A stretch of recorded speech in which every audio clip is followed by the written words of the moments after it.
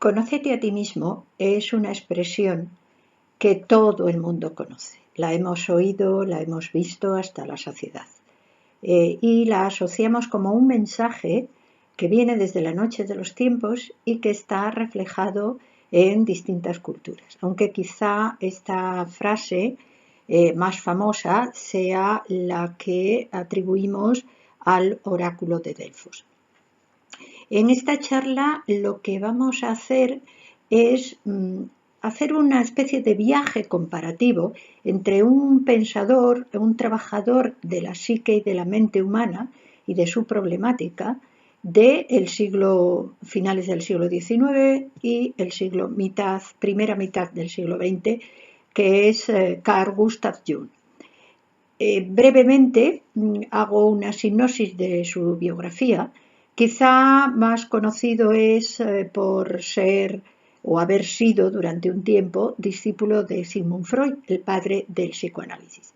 Pero puede decirse de él que realmente fue un discípulo que terminó de alguna manera enfrentándose al maestro y casi cometiendo una herejía, si lo hemos de enfocar desde el punto de vista de la psicología freudiana. Pero una de las características de este psiquiatra y por qué incluso eligió la psiquiatría viene marcada en cierto aspecto por la fuerza del destino. Él no pensaba estudiar medicina ni por supuesto psiquiatría.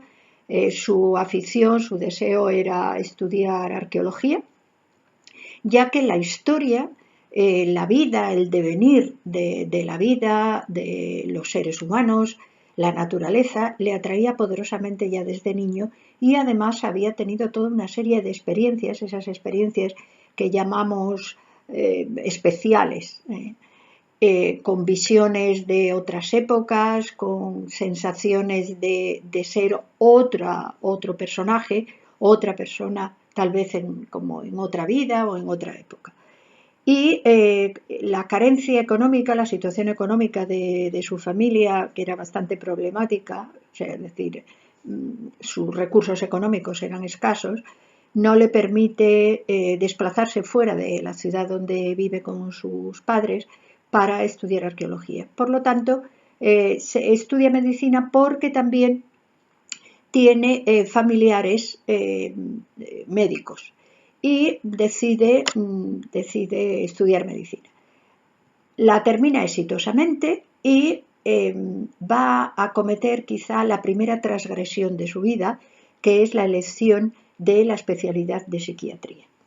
Cuando elige psiquiatría, su mentor casi le reprocha, puesto que la psiquiatría en esa época estaba bastante desprestigiada.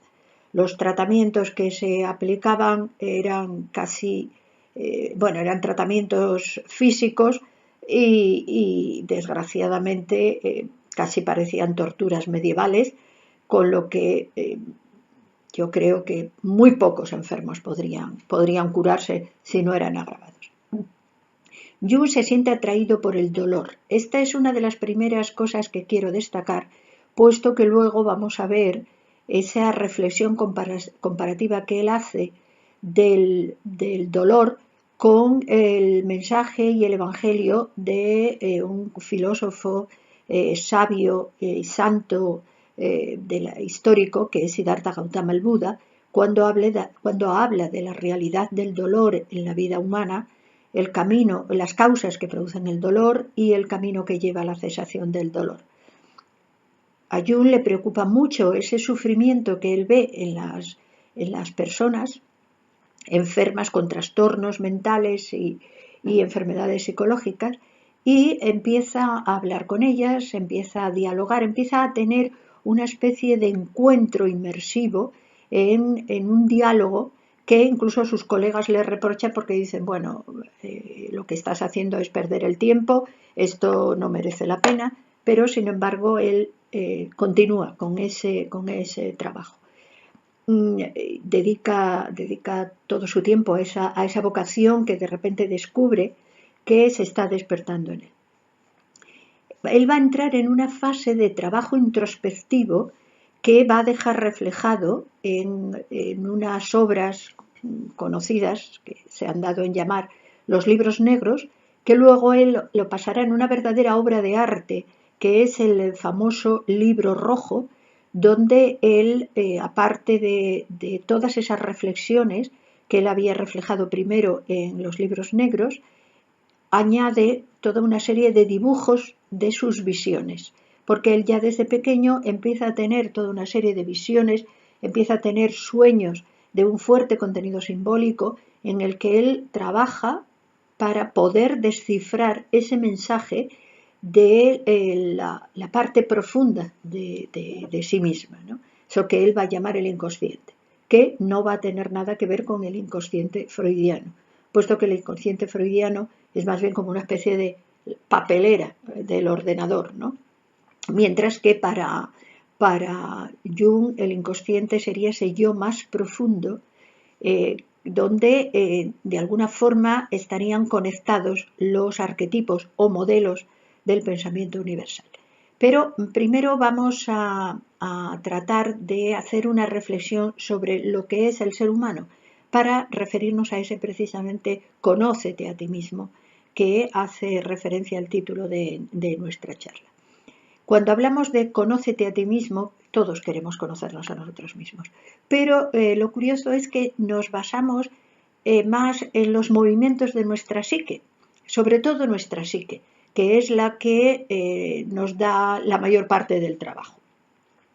Porque el mundo de las ideas y el mundo de los pensamientos, puede ser que también nos llame la atención, pero nuestra sociedad está tan dedicada a llenar ese mundo mental y a olvidar el mundo psíquico, el mundo emocional, que es una verdadera batalla la que tenemos. Pero sin embargo el ser humano es algo más que eso. Vamos a hacer una visión a una imagen donde he tratado de hacer un paralelismo y un vínculo. El ser humano es un ser de la naturaleza, ¿de acuerdo? Y podemos decir que participa, comparte su vida en el planeta con otras formas de vida, como son los minerales, los vegetales y los animales. Aquí tienen ustedes un gráfico para hacer precisamente esa reflexión. El ser humano tiene una forma, ¿de acuerdo?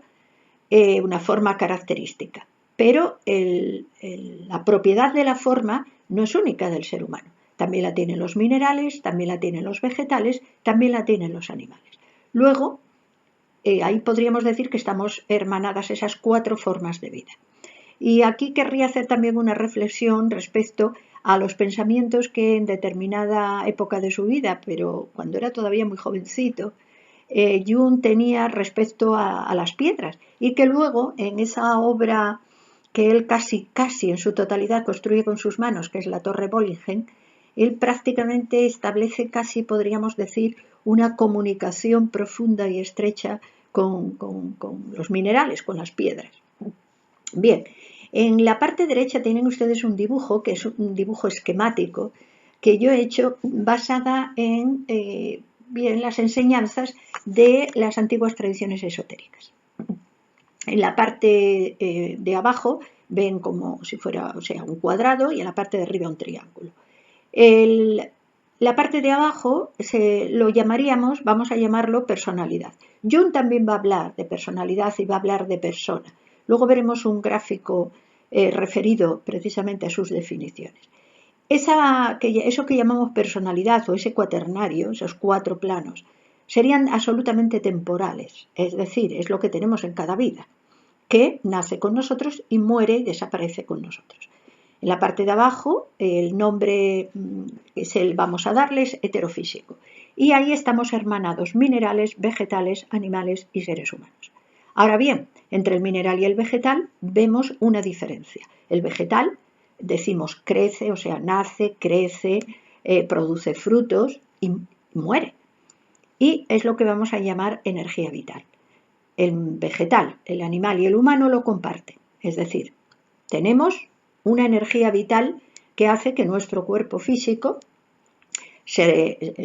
nazca, se reproduzca, se reactive, se renueve, etcétera, etcétera, crezca, etcétera. Y luego vamos a ver otro aspecto, el animal. El animal, si nosotros tenemos un animal doméstico, lo podemos observar con más detalle. Tiene sensaciones, sufre dolor, sufre frío, sufre calor e incluso tiene un mundo emocional. Por ejemplo, las mascotas tienen un vínculo muy, muy afectivo con sus dueños, ¿no? Y aparte tienen instintos de defender su territorio, lo que podríamos decir una especie de esquemática de instinto de poder, instinto de reproducción, instinto de supervivencia, etc. Y el ser humano también lo tiene. Luego, en el plano que llamamos astral y psique, lo comparten animales y humanos. Pero hay algo que es propio del ser humano, que es su mundo de pensamiento, donde tenemos el mundo de los pensamientos, el mundo de la razón, etcétera, etcétera. En la antigüedad oriental se le daba el nombre de kama manas, que quería decir cuerpo mental de deseos. De acuerdo, eso quedamos en que desaparece con la muerte, nace y le llamamos personalidad. Pero en esa especie de vehículo de estos cuatro, podríamos decir, aspectos, estos cuatro planos, habría una chispa que de alguna forma emanaría de la gran alma del mundo, de la gran alma del universo, que sería una chispa divina, vamos a decirlo así, una especie de chispa de Dios en nosotros, y que estaría compuesto por tres principios. Y aquí coincidiríamos con esa famosa tríada que vemos reflejada prácticamente en la mayoría de todas las religiones y escuelas de pensamiento desde la antigüedad. Bien, la frase que corona esta imagen, todo es natural y todo es divino, la he escogido porque también está muy vinculada al propio Jung. Es una frase que se atribuye a Hipócrates, otro gran médico famoso, y él dice, Jung dice, que la idea de Dios es fuerte en él y está prácticamente desde niño como algo innato en él y como algo que le hace ver todas las cosas conectado precisamente a esa divinidad. Bien, voy a pasarles ahora la imagen de este paralelismo con Jung. Jung va a hablar efectivamente de persona también. Recuerden, personalidad, persona, que sería precisamente ese entorno externo que tenemos en cada vida y donde se manifiesta como una máscara, ¿de acuerdo? Persona significa etimológicamente máscara, envoltura, recipiente, vehículo, etc. En el centro, él habla del sí mismo. El sí mismo que no sería sino esa especie de chispa divina donde está la identidad del ser humano que va más allá de su personalidad y de su temporalidad. Y el ser humano debe alcanzar el centro de sí mismo. Y ese camino hacia el centro de sí mismo es lo que él va a llamar sendero de individuación. Sería el recorrido que debe superarse de la vida, de las pruebas que la vida nos trae, porque al fin y al cabo la vida es exactamente una serie de pruebas. Él lo va a llamar el sendero del héroe o de la heroína, donde nos tenemos que enfrentar pues, a toda una serie de circunstancias, unas veces más suaves, otras veces más duras y más problemáticas, y que ese sendero de individuación sería el camino a la conciencia de la identidad, esa chispa de identidad divina que tenemos los seres humanos. Vamos a ver ahora, vamos a empezar, mejor dicho, un recorrido por los distintos lugares, las distintas enseñanzas, las distintas explicaciones, las diferentes formas de expresar esa búsqueda del conocimiento de sí mismo y de la propia realidad que envuelve a los seres humanos. Vamos a irnos al Tíbet. El Tíbet, un lugar que estuvo durante muchos años, muchísimos años, prácticamente desconocido para Occidente, y que fue conocido en su aspecto más mistérico por una filósofa rusa del siglo pasado, que fue Elena Blavatsky. Y yo me voy a referir a un librito que es una recopilación de preceptos que empleaban en las escuelas de filosofía y de discipulado del Tíbet para reflexión y estudio de los discípulos. Y he querido seleccionar una frase que hace referencia precisamente a ese sentido de la actitud con la que como seres humanos debemos enfrentar esa búsqueda del conocimiento de nosotros mismos, ese conócete a ti mismo. ¿Qué hay que tener en cuenta? Si nosotros hacemos una reflexión respecto a la vida que vivimos, nuestro entorno, nos damos cuenta que estamos muchas veces prisioneras de las opiniones. A veces nos hacemos una opinión de una cosa y solo la vemos desde ese enfoque. Y muchas veces esas opiniones son también manipuladas y presionadas por el propio entorno, con lo cual su validez es muy cuestionable. Esto ya estaba previsto en la antigüedad y ya lo había previsto Jung. ¿Qué ocurre? Que de alguna manera somos un poco juguetes de ese vaivén, ¿no?, de la vida. Y somos muy sensibles también a las opiniones que nos rodean. Nos exalzamos y nos creemos los más grandes en la humanidad o los más grandes en nuestro grupo si las opiniones de los que nos rodean no son halagadoras.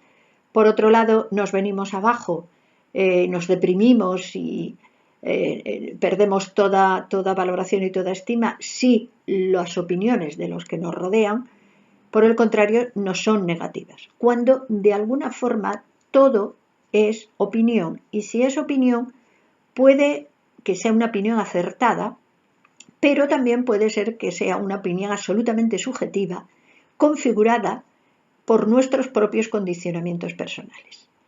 Hay una frase en este libro tibetano del que les hablaba antes que hace referencia precisamente a eso y dice: antes que el alma pueda oír, es menester que uno se vuelva tan sordo a los rugidos como a los susurros, a los bramidos de los elefantes furiosos como al zumbido argentino de la dorada mosca de fuego. Bien, esto está en una expresión que a Jung le gustaría mucho, puesto que está expresado de forma simbólica, pero viene a decirnos esos rugidos, esos bramidos de elefantes furiosos, precisamente sería el mundo de la crítica, el mundo que nos es hostil o aquellas opiniones que se vierten sobre los demás o sobre nosotros de forma hostil, mientras que la dorada mosca de fuego son los halagos. Y los maestros tibetanos decían: hay que permanecer sereno, no dejarse arrastrar por este mundo de opiniones que nos puede envolver. Es decir, es como permanecer serenos en medio de las tormentas emocionales que nos pueden envolver. Y de hecho tienen una frase que lo resume todo, que es: la mente es el gran destructor de lo real. Jung encaja precisamente con algunas de sus reflexiones con estos axiomas. Él dice en alguno de sus obras: no debemos pretender comprender al mundo únicamente utilizando nuestro intelecto. El juicio del intelecto solo es una parte de la verdad. Es decir, hay que llegar al sí mismo. El intelecto opina, pero el intelecto es solo un instrumento que nos debe llevar a la esencia interna, donde radica, podríamos decir, el reflejo de los arquetipos y de las leyes universales. La persona que no se apoya en Dios no puede, basándose en sus propios recursos, oponer resistencia a los halagos físicos y morales del mundo. Es decir, vemos cómo los pensamientos de este hombre, un psiquiatra, que se dedica a estudiar la mente humana, tienen unas fuertes raíces filosóficas. Pero vamos más allá. Vamos a esas motivaciones que tuvo Jung cuando se enfrentaba al dolor de los enfermos mentales, porque él veía que había una raíz profunda de dolor y de sufrimiento, y él pretendía encontrar la causa, pretendía encontrar el alivio en la medida que fuera posible. Siguiendo con nuestro libro tibetano, con nuestro libro de enseñanzas tibetanas, hay una expresión que es bellísima, una frase que es bellísima, que dice: haz que tu alma preste oídos a todo grito de dolor, y no permitas que el sol ardiente seque una sola lágrima de pena antes de que tú la hayas enjugado en el ojo del que sufre. Pero deja que las ardientes lágrimas humanas caigan una a una en tu corazón y en él permanezcan sin enjugarlas hasta que se haya desvanecido el dolor que las causara. Es decir, esto es algo también que tenemos en todas las profesiones que trabajan por aliviar el sufrimiento de la humanidad, que hay que aliviar el dolor, pero sobre todo es importantísimo no olvidarnos de atacar la causa que produce el dolor. Y aquí una expresión de Jung que indica ese trasfondo que iba incluso más allá del dolor físico que padecían los enfermos, porque él entendía que esa locura era una enfermedad mucho más profunda, es decir, que iba más allá del cerebro o de la mente humana. Él dice: hasta donde podemos entender, el único propósito de la existencia del ser humano es encender una luz en la oscuridad del mero ser. Porque, como decían también los antiguos filósofos, la ignorancia es la gran y mayor enfermedad, porque es la que produce dolor no solo al enfermo mental, sino también al ser humano que se considera sano. Como podemos comprobar, en la actitud de Jung va más allá de esa reflexión de conócete a ti mismo simplemente como algo pasivo, es decir, yo me conozco y ya. No, sino va a un compromiso del ser humano con la unidad de la humanidad como un gran ser. Es decir, conocerse a sí mismo es también, de alguna forma, comprometerse con la humanidad. Es conocer que formamos parte de una unidad, no solo incluso con los seres humanos, sino también con todas las formas de vida, con las estrellas y con los átomos, con las flores y con los frutos. Ahora yo quisiera hacer un salto e irnos del Tíbet a la India. En la India hay un libro muy importante que está considerada la más extensa obra de la historia de la humanidad, que es el Majábharata. En el corazón del Majábharata hay una serie de, vamos a decir, capítulos que reciben el nombre del Bhagavad Gita. Y la historia que nos narran en el Bhagavad Gita es la de una batalla. Hay 5 protagonistas. Por un lado están 2 ejércitos, puesto que es una batalla. Hay 2 ejércitos que reciben los nombres de Kauravas y Pandavas. Hay un lugar a conquistar. La batalla tiene que ser por algo y es para conquistar una ciudad conocida como la ciudad de Hastinapura. Luego va a haber un protagonista, que es un príncipe, que es el que tiene que dar la orden de guerrear, la orden de pelear, que es Arjuna. Pero Arjuna, curiosamente, no está solo. Al lado de Arjuna hay un ser que no es humano, que es más que humano, y que se va a manifestar de diferentes maneras a lo largo de la historia. En algunas ocasiones se presenta como el maestro, en otras ocasiones se presenta como el enviado divino, en otras ocasiones como la reencarnación de la propia divinidad. Y lo que trata de narrar simbólicamente, y volvemos otra vez a jugar el símbolo que tanto le gustaba a Jung, es que esa batalla refleja la batalla de la conquista de uno mismo. El príncipe Arjuna, podríamos decir, refleja la humanidad, refleja el ser humano. Kauravas y Pandavas reflejarían las cualidades, Pandavas serían las cualidades que tenemos, las mejores cualidades, las mejores virtudes para realizar esa batalla. Y los Kauravas representarían aquello que nosotros tenemos que vencer. Curiosamente, en la historia se ve que los Kauravas también son familia del príncipe Arjuna, porque los Kauravas en nosotros, en nuestra personalidad, forman parte de nosotros. Es aquellos aspectos que tendríamos que vencer y conquistar. Que Jung, quizá podríamos hacer una analogía simbólica, va a denominar como la sombra. Les recomiendo la lectura del libro porque es una belleza. Solamente para no ser demasiado pesada, voy a leer una frase de Jung donde habla precisamente de esa batalla que simbólicamente está reflejada en el Bhagavad Gita y que nos representa a todos nosotros. Dice, cuando los conflictos más intensos se superan, dejan una sensación de seguridad y tranquilidad que no se perturba fácilmente. Son solo estos intensos conflictos y su conflagración lo que se necesita para producir resultados valiosos y duraderos. Efectivamente, efectivamente. Podemos reflexionar sobre nosotros y ver cómo cuando superamos un problema, nos enfrentamos y superamos algo que nos cuesta trabajo,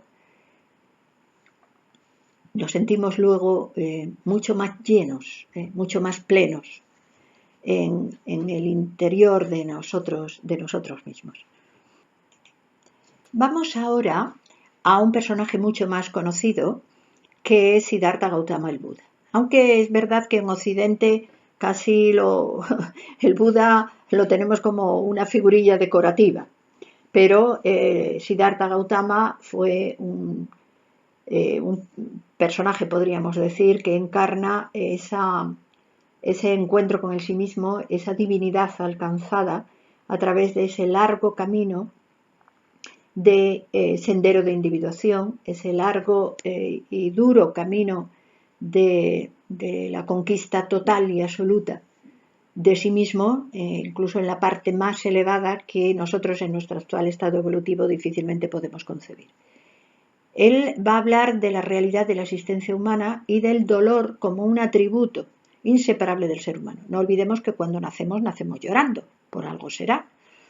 Él va a hablar de la existencia del dolor en la vida del ser humano.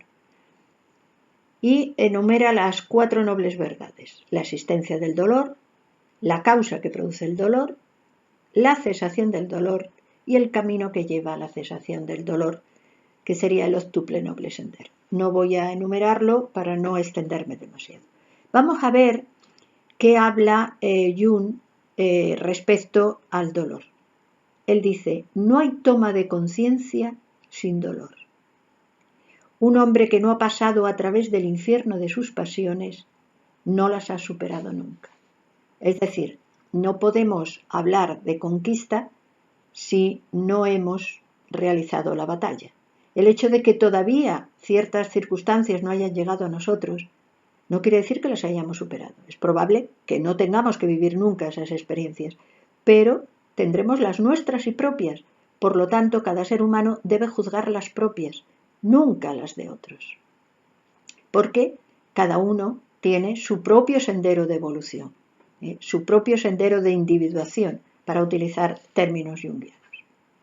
Otra de las reflexiones que hace Jung a lo largo de su trabajo, de su intenso trabajo, respecto al dolor, dice, nadie siempre y cuando se mueva entre las corrientes caóticas de la vida está sin problemas. Es cierto, cada uno de nosotros tenemos los propios, aquellos a los que tenemos que enfrentarnos, aquellos a los que nos corresponde por karma, podríamos decir, por evolución, etc. Pero también Jung nos da un consuelo. Todo, de alguna forma, es como una balanza, es decir, nada hay absoluto. Y él dice, existen tantas noches como días, y cada una dura lo mismo que el día que viene después.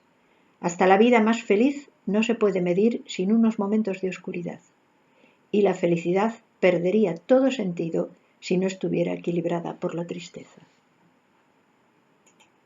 Una de las cosas que más llama la atención de Jung es su relación y su uso del concepto de la alquimia con precisamente el conocimiento del ser humano y la evolución y transformación del ser humano. Él observa que, la alquimia, como ustedes saben, es una ciencia prácticamente desconocida en la actualidad, y digo desconocida porque el mal conocimiento es peor casi que el desconocimiento. Bien, la alquimia está referida a la transmutación de los elementos, y transmutación es pasar de carbono a diamante, ¿de acuerdo? Esa transmutación se va a realizar en base a toda una serie de fases en las que intervendrá el tiempo y el fuego. Jung observaba que, en general, a partir del siglo XV, siglo XVI, se resumen las fases de la alquimia en tres: la nigredo, la albedo y la rubedo. Bien, él dice prácticamente a la hora del conocimiento de sí mismo, podríamos decir que estas tres fases pueden ser aplicadas. Por un lado, la primera sería una toma de conciencia, de contacto con el inconsciente, y un encuentro con la sombra, es decir, con esos kurabas de las que hablábamos antes. Una segunda fase, que sería un reconocimiento y trabajo de integración entre animus y ánima, esos dos arquetipos que representan esa dualidad, es decir, el principio masculino y el principio femenino, el yin, el yang, etcétera, como queramos llamarlos, puesto que en todos nosotros existen esos dos principios. Y el tercero, que sería ya el unirnos con el anima mundi, con el unus mundus, es decir, donde se integra perfectamente ya el alma y el cuerpo, cada uno con el espíritu absoluto y primordial, que sería la fase final. Ahora bien, es muy importante señalar que la idea de Dios, la idea del unus mundo o del alma del mundo, a través de la obra de Jung, él lo deja muy claro. Es el reflejo en nuestra psique, en nuestra mente, o, en otras palabras, en nuestro inconsciente. Es decir, nosotros podemos percibir como un tirón interno dentro de nosotros mismos esa conciencia o esa intuición de ese ser o de ese principio superior del que formamos parte. Pero nuestra visión de ello es una visión humana, una visión o una percepción que se realiza a través del reflejo del arquetipo en nuestra psique. Es decir, cuando él habla de Dios, habla de la idea de Dios que en el ser humano tiene. Vamos a ver cómo coincide de alguna manera también con los grandes filósofos occidentales en la idea de eso divino que se manifiesta a través del universo, de ese universo de la que forman parte las estrellas, los planetas, los soles, las galaxias, pero también refiriéndonos a ese planeta en el que habitamos nosotros, desde las piedras y los minerales, los vegetales, árboles, arbustos, los animales y nosotros los seres humanos. Tal vez, cómo no, como contaban los antiguos mitos, a los que da tanta importancia Jung en su psicología, los héroes y los dioses, o heroínas y dioses. Cuando los clásicos occidentales hablan de los dioses, veamos por ejemplo una cita de Cicerón, cuando dice el mundo, el firmamento, Las estrellas, la tierra y nuestras almas son dioses. De alguna forma también Jung coincide a la hora de definir el ser humano con esos conceptos arquetípicos que él llama persona, que él llama sendero de individuación, que él llama al sí mismo. Veamos una expresión de él, cómo nos cuenta esa percepción de lo divino que él tiene. He llamado al centro del ser con el nombre de sí mismo. Intelectualmente, el sí mismo no es más que un concepto psicológico, un término que sirve para expresar la esencia incognoscible que podemos captar como tal, puesto que excede, por definición, a nuestras facultades de comprensión. Dios en nosotros, se le podría también llamar.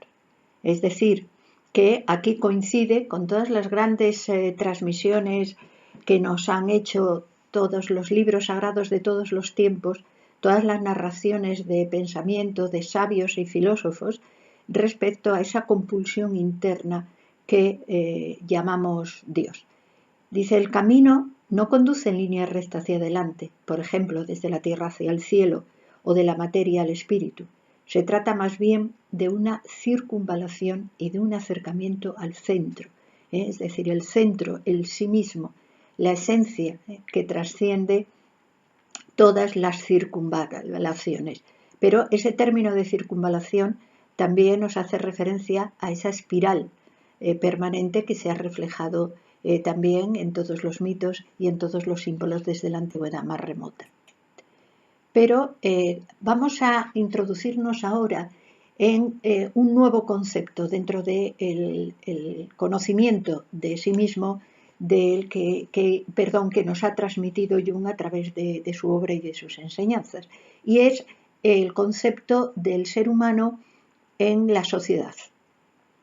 Él se analiza siempre permanentemente a sí mismo porque dice que el mejor trabajo político, social y espiritual que podemos hacer es el de no proyectar nuestra sombra, es decir, nuestro lado oscuro, nuestros defectos, nuestros vicios, sobre los demás, que es lo que habitualmente hacemos como una especie de mecanismo de defensa.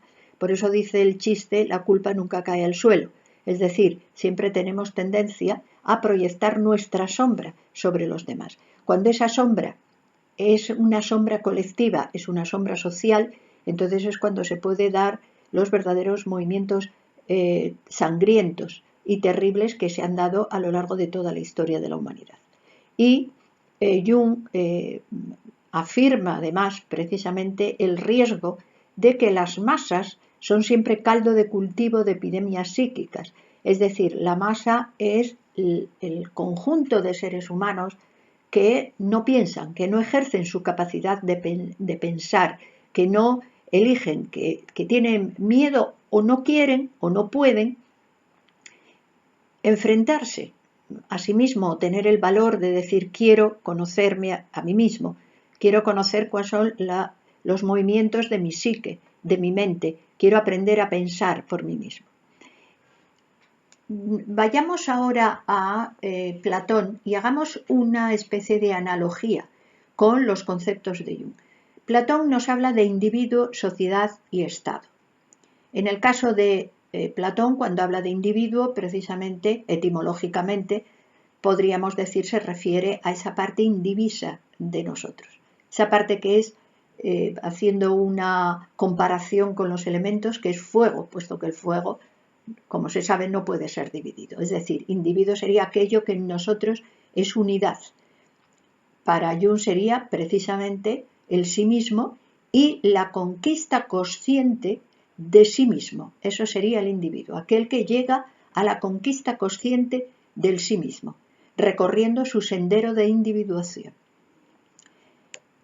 La sociedad que nos habla Platón es el conjunto de individuos que se unen para beneficiarse mutuamente, ¿de acuerdo? A nivel de profesiones, de oficios, de comunicación, etcétera, etcétera. ¿Qué dice Jung? ¿Cómo lo considera? Jung considera que la humanidad, la sociedad, es un gran ser humano. De una manera u otra, dice él, somos partes de una sola mente que todo la abarca, un único gran ser humano. Es decir, la humanidad sería, en tal caso, un único ser humano, un único gran ser humano. Por eso él explica también, y podemos entender, que los arquetipos, refiriéndonos, por ejemplo, a las tradiciones reflejadas en las leyes del universo o en las leyes del Kybalión, que efectivamente el universo es un ser mental, por lo tanto, si es un ser mental, piensa, nosotros pertenecemos o somos parte integrante del universo, por lo tanto, nuestra mente también estaría vinculada a esa mente del universo. Y esa mente del universo pensante pensaría esos modelos que Jung llama arquetipos, que se reflejarían en el inconsciente colectivo de la humanidad y de la que los seres humanos individualmente, independientemente, captamos a través de nuestro inconsciente individual. Bien, el concepto de estado de Platón introduce un elemento de trascendencia en esa sociedad, donde habría una conciencia de lo trascendente. Y haciendo, como decíamos antes, una analogía con el pensamiento de Jung, pues el Estado tendría esa función, sentido y finalidad de trascendencia de las sociedades humanas. Por otro lado, Jung tiene muy claro que efectivamente hay algo en nosotros que perece, algo que en un momento determinado comienza su aparición en la gestación y nace, crece, madura, envejece y desaparece, pero que hay algo que permanece, una esencia que por pertenecer a esa unidad no tiene forma y al mismo tiempo es la consecuencia de la forma. Es como si, comparándolo con un árbol, las hojas, los frutos, las flores perecen, e incluso a veces el tronco también, pero sin embargo la raíz permanece.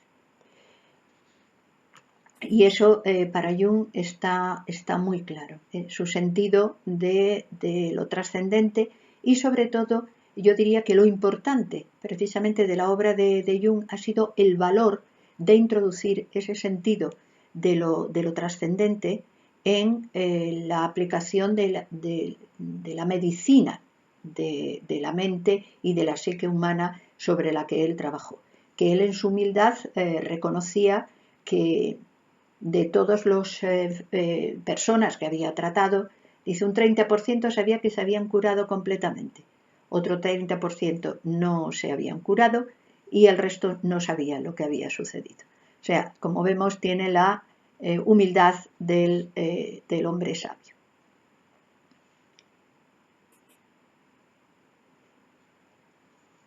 Bien, otro de los aspectos que podríamos considerar, pero que ya serían demasiado para esta charla y sería un poco fatigoso, que veremos en charlas posteriores, es su relación con el mundo de los sueños, con el mundo de la sincronicidad, con el mundo de los símbolos y de los arquetipos. Pero lo vamos a dejar para otra ocasión. Quiero terminar con unas frases breves de Jung que ha dejado en su obra. Una de ellas me parece una frase bellísima, no es de él, sino que aparece en el oráculo de Delfos y que él graba en el frontispicio de su casa, que es evocado o no, el Dios está presente. Recordemos esto, tengámoslo en cuenta. No importa nuestra percepción o no percepción de ello. Lo que es, independientemente de que nosotros lo aceptemos, lo reconozcamos, lo sintamos o no.